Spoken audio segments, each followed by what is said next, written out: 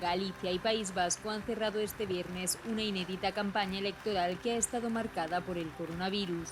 El presidente de la Xunta de Galicia y candidato del PPDG a la reelección, Alberto Núñez Feijóo, ha cerrado su campaña en Ferrol, donde ha mandado un mensaje muy claro. Vayamos a votar, vayamos a por la victoria de Galicia y vayamos todos juntos por Galicia, por Galicia, por Galicia y por cuarta vez por Galicia. Una afirmación que contrasta con la del candidato del PSDG a la presidencia de la Xunta, Gonzalo Caballero. O Partido Popular hártase de decir Galicia, Galicia, Galicia, pero olvidouse dos galegos e das galegas.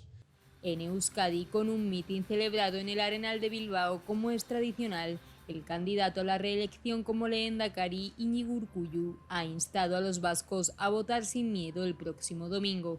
No tenemos miedo. Votar es seguro. Lo ha vuelto a confirmar la Junta Electoral.